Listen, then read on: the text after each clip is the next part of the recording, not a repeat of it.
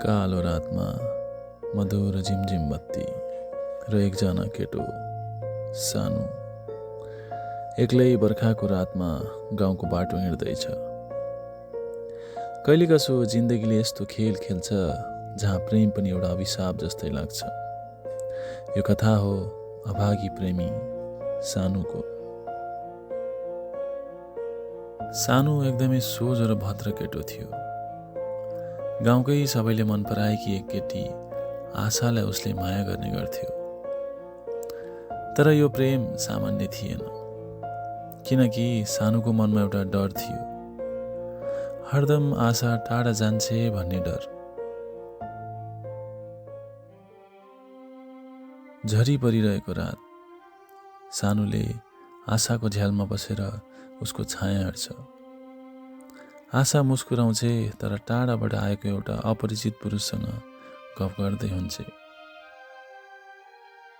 सानु टाढैबाट आशालाई हेर्थ्यो, तर त्यो रात केही फरक थियो। आशा केवल सानुकै थिएन। सानुले बोल्ने आँट गर्दैन। भोलिपल्ट आशा हराउँछे। गाउँमा हल्ला फैलिन्छ। आशा सहर पढ्न होइन, एकजनासँग भागेर गएछे भन्ने।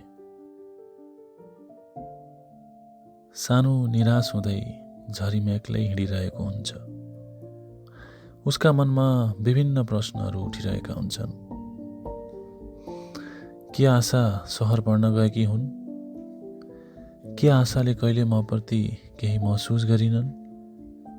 के आशाले मलाई माया गर्थिन् त? को थियो त्यो मान्छे जोसँग जानलाई आशालाई एक सेकेन्ड पनि सोच्नु परेन? यति भन्दै सानु फेरि सोच्न थाल्छ। प्रेममा सधैँ जित मात्र हुँदैन, कहिलेकाहीँ अभाग्य पनि त हुन्छ। सानु अभागी प्रेमी थियो। यस्तै गरी सानुको दिनहरू कटिरहेका हुन्छन्। 1 वर्षको निरन्तर प्रयासपछि सानुले थाहा पाउँछ कि आशा भागेकी थिइनन्। उसलाई त त्यो अपरिचित मान्छेले फसाएर किडन्याप गरेको रहेछ। अब सानु आशाको खोजीमा अघि बढ्ने निर्णय लिन्छ। साँचो प्रेमको लागि लड्न तयार सानु आशाको खोजीमा अघि बढ्छ।